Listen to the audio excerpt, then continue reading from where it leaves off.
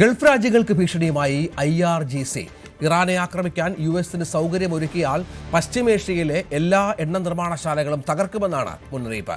ഇറാനുമായുള്ള വെടിനിർത്തൽ കാലാവധി ട്രംപ് നീട്ടിയെന്ന് അറിയിച്ചതിന് പിന്നാലെയാണ് ഭീഷണി. അതേസമയം അമേരിക്ക ഹോർമുസ് ഉപരോധം അവസാനിപ്പിക്കാതെ ചർച്ചയ്ക്കില്ലെന്നാണ് ഇറാൻ UN-ൽ വ്യക്തമാക്കിയത്. US ഹോർമുസ് തുറന്നാൽ സമാധാന ചർച്ചകളിൽ നിന്ന് ഇറാൻ പിന്മാറുമെന്നാണ് ട്രംപിന്റെ വാദം.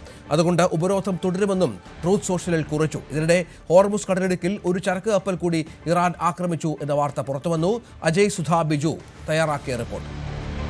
ഇറാൻ അമേരിക്ക സംഘർഷങ്ങളുടെ തുടക്കം എല്ലാവർക്കും ഓർമ്മയുണ്ടാകും. അന്ന് പശ്ചിമേഷ്യയിലുള്ള എല്ലാ രാജ്യങ്ങളെയും ലക്ഷ്യമാക്കി ഇറാൻ വ്യാപകമായ ആക്രമണങ്ങൾ നടത്തി. ഗൾഫ് നാടുകളിലുള്ള US സൈനിക ബേസുകളാണ് പ്രധാനമായും ബാധിക്കപ്പെട്ടത്. അന്ന് ഡ്രോണുകളുടെയും മിസൈലുകളുടെയും അവശിഷ്ടങ്ങൾ തകർന്നു വീണ് നിരവധി പേർക്ക് ജീവൻ നഷ്ടപ്പെട്ടു. കെട്ടിടങ്ങൾക്കുൾപ്പെടെ വൻ നാശനഷ്ടങ്ങൾ വന്നു. ഇപ്പോഴിതാ IRGCയുടെ കമാൻഡർ ചീഫ് ഒരു ഭീഷണി ഗൾഫ് നാടുകൾക്ക് നേരെ ഉന്നയിച്ചിരിക്കുകയാണ്. അതായത് ഗൾഫ് നാടുകൾ US-ന് ഇറാനെ ആക്രമിക്കാൻ വേണ്ടിയിട്ട് അവരുടെ സ്വന്തം രാജ്യത്തുള്ള സ്ഥലങ്ങളോ അല്ലെങ്കിൽ മറ്റെന്തെങ്കിലും തരത്തിലുള്ള സൗകര്യങ്ങൾ വിട്ടു നൽകുകയാണെങ്കിൽ അവർക്ക് ശക്തമായ തിരിച്ചടി നൽകും എന്നതാണ്. നിലവിൽ പശ്ചിമേഷ്യയിലെ സംഘർഷങ്ങൾ ഒന്ന് അയവ് വന്നതിന് പിന്നാലെ ഇപ്പോഴാദ്യമായിട്ടാണ് ഇറാന്റെ ഭാഗത്ത് നിന്ന് ഗൾഫ് നാടുകൾക്ക് ഇത്തരമൊരു ശക്തമായിട്ടുള്ള മുന്നറിയിപ്പ് ഉണ്ടാകുന്നത്. അതായത് ശത്രുക്കൾക്ക് അവരുടെ സ്ഥലമോ അല്ലെങ്കിൽ മറ്റെന്തെങ്കിലും തരത്തിലുള്ള സൗകര്യങ്ങൾ, പ്രധാനമായിട്ടും നേരത്തെ ഉള്ളതുപോലെയുള്ള സൈനിക ബേസുകളെ തന്നെയാണ് ഇതിലൂടെ ഉദ്ദേശിക്കുന്നത്. ഇത്തരത്തിൽ സൈനിക ബേസുകൾ ഉൾപ്പെടെയുള്ള സംവിധാനങ്ങൾ ശത്രുക്കൾക്ക് നൽകിക്കഴിഞ്ഞാൽ പശ്ചിമേഷ്യയിലുള്ള എല്ലാ എണ്ണ ശുദ്ധീകരണശാലകൾക്കും ഗുഡ് ബൈ പറഞ്ഞുകൊള്ളൂ എന്നാണ് IRGCയുടെ ഭീഷണി എന്നത്. ഇപ്പോൾ ഞങ്ങൾ നേരത്തെ ആക്രമണം നടത്തിയത് പ്രധാനമായിട്ടും സൈനിക ബേസുകളെ കേന്ദ്രീകരിച്ചായിരുന്നുവെങ്കിൽ ഇപ്പോൾ ഞങ്ങളുടെ ആക്രമണം അത്തരത്തിലായിരിക്കില്ല. എല്ലാ എണ്ണ ശുദ്ധീകരണശാലകൾ, അതുപോലെ തന്നെ എണ്ണപ്പാടങ്ങൾ തുടങ്ങി എല്ലാ സ്ഥലങ്ങളും കേന്ദ്രീകരിച്ച് ആക്രമണം നടത്തും എന്നും IRGC നിലവിൽ മുന്നറിയിപ്പ് നൽകുന്നുണ്ട്. അതുപോലെ ഇറാൻ തങ്ങളുടെ ചില ലക്ഷ്യങ്ങളുടെ വിവരങ്ങൾ കൂടി പുറത്തുവിടുന്നുണ്ട്. ഫാഴ്സ് ന്യൂസ് ഏജൻസിയാണ് ഇത് സംബന്ധിച്ചുള്ള വിശദാംശങ്ങൾ പുറത്തുവിട്ടിട്ടുള്ളത്. UAE, Saudi Arabia, Kuwait, Qatar, Bahrain എന്നീ രാജ്യങ്ങളിലുള്ള എണ്ണപ്പാടങ്ങളായിരിക്കും പ്രധാനമായിട്ടും ലക്ഷ്യം വയ്ക്കുക എന്നും IRGC നിലവിൽ അറിയിച്ചിട്ടുണ്ട്. എന്തായാലും ഇത് വലിയൊരു മുന്നറിയിപ്പ് തന്നെയാണ്. ട്രംപിന്റെ വെടിനിർത്തൽ പ്രഖ്യാപനത്തിന് പിന്നാലെയാണ് ഇത്തരമൊരു നീക്കമെന്ന് പറയുന്നത്. നേരത്തെ വെടിനിർത്തലിന്റെ കാര്യത്തിൽ ട്രംപ് പലതവണ U-ടേൺ എടുത്തിട്ടുണ്ട്. ഇപ്പോൾ വീണ്ടും ഒരു U-ടേൺ തന്നെയാണ് ട്രംപ് ഈ വെടിനിർത്തലിനെ സംബന്ധിച്ച് എടുത്തിട്ടുള്ളതെന്ന് നമുക്ക് കാണാൻ സാധിക്കും. US സമയം ഇന്ന് വൈകിട്ട് 5 മണിയോടെ ഈ വെടിനിർത്തലിന്റെ സമയപരിധി അവസാനിക്കാനിരിക്കെയാണ് ട്രംപ് വീണ്ടും ഈ വെടിനിർത്തൽ അത് നീട്ടി നൽകിയിട്ടുള്ളത്. ഇറാനോട് ഇപ്പോൾ നേരത്തെ പ്രഖ്യാപിച്ചിരുന്നത് ഒരു 2 ആഴ്ചത്തെ വെടിനിർത്തൽ സമയമായിരുന്നു. ഇപ്പോഴത് ചർച്ച അവസാനിക്കും വരെ ഈ വെടിനിർത്തൽ പ്രാബല്യത്തിലായിരിക്കുമെന്ന് ട്രംപ് അറിയിക്കുകയായിരുന്നു. അതായത് ട്രംപ് ഇന്ന് ആദ്യം ഇട്ടിരുന്ന ഒരു ട്രൂത്ത് സോഷ്യൽ പോസ്റ്റിൽ വ്യക്തമാക്കുന്നത് ഇറാനിയൻ ഭരണാധികാരികൾക്കിടയിൽ കൃത്യമായിട്ടുള്ള ഭിന്നതകളുണ്ട്.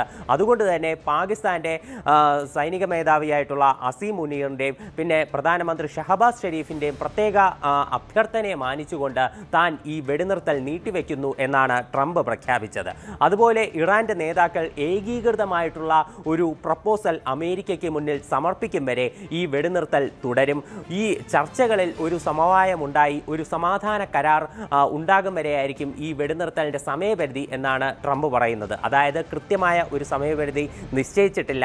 ചർച്ചകൾ അവസാനിക്കും വരെ ഈ വെടിനിർത്തൽ തുടരും എന്നതാണ് ട്രംപ് അറിയിക്കുന്നത്. അതേസമയം ഹോർമുസ് കടലിടുക്ക് അടഞ്ഞു തന്നെ കിടക്കും എന്നാണ് ട്രംപ് പറയുന്നത്. അവിടെയുള്ള US ഉപരോധം ഇപ്പോഴുള്ളതുപോലെ നിലനിൽക്കുമെന്നും ട്രംപ് സൂചിപ്പിക്കുന്നുണ്ട്.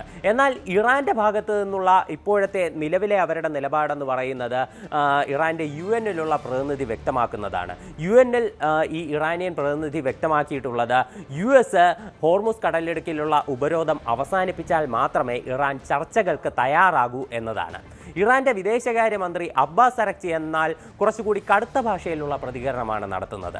അദ്ദേഹം പറയുന്നത് US-ന്റെ ഉപരോധം അത് ഒരു ആക്ട് ഓഫ് വാറായി മാത്രമേ ഇറാന് കണക്കാക്കാനാകൂ എന്നതാണ്. ഇത്തരത്തിലുള്ള ഉപരോധം തുടരുകയാണെങ്കിൽ, ഇത്തരത്തിലുള്ള ഭീഷണികളും അമേരിക്ക മുന്നോട്ട് വച്ചാൽ ഇറാന് ഇതിന് കൃത്യമായ മറുപടി നൽകാൻ അറിയാമെന്നും അബ്ബാസ് അരക്ചി കുറച്ചുകൂടി കടുത്ത ഭാഷയിൽ വ്യക്തമാക്കുന്നുണ്ട്. മറ്റ് നേതാക്കളുടെ പ്രതികരണം ഇതുവരെ പുറത്തു വന്നിട്ടില്ല. ഇറാന്റെ ഈ പ്രതികരണം, അതായത് ഹോർമുസ് കടലിടുക്കിലെ ഉപരോധം അമേരിക്ക അവസാനിപ്പിച്ചാലേ ചർച്ചകൾക്ക് തയ്യാറാകൂ എന്നുള്ള ഇറാന്റെ നിലപാട് വന്നതിന് ശേഷം ട്രംപ് മറ്റൊരു പോസ്റ്റ് കൂടി ട്രൂ സോഷ്യൽ പോസ്റ്റ് ചെയ്തിട്ടുണ്ട്. ഇതിൽ ട്രംപ് വ്യക്തമാക്കുന്നത് ഇറാന്റെ ആഗ്രഹം ഹോർമുസ് കടലിടുക്ക് പൂർണ്ണമായിട്ടും തുറക്കുക എന്നുള്ളതാണ്. എന്നാൽ മാത്രമേ അവരുടെ പ്രതിദിനം ഉള്ള $500 മില്യൺ കച്ചവടം സുഗമമായി നടക്കൂ. അമേരിക്ക ഹോർമുസ് കടലിടുക്കിൽ ഇറാനിയൻ കപ്പലുകൾക്ക് ഉപരോധം പ്രഖ്യാപിച്ചതിന് പിന്നാലെ അവർക്ക് ദിവസേന വലിയ ഒരു തുകയുടെ നഷ്ടം നേരിടേണ്ടി വരുന്നുണ്ട്. അതുകൊണ്ട് ഇപ്പോൾ US ഉപരോധത്തിന് ഒരു മറുപടിയായി തങ്ങളുടെ മുഖം രക്ഷിക്കാൻ വേണ്ടിയിട്ടാണ് ഇറാൻ ഹോർമുസ് കടലിടുക്ക് അടച്ചതായി പ്രഖ്യാപിച്ചത്.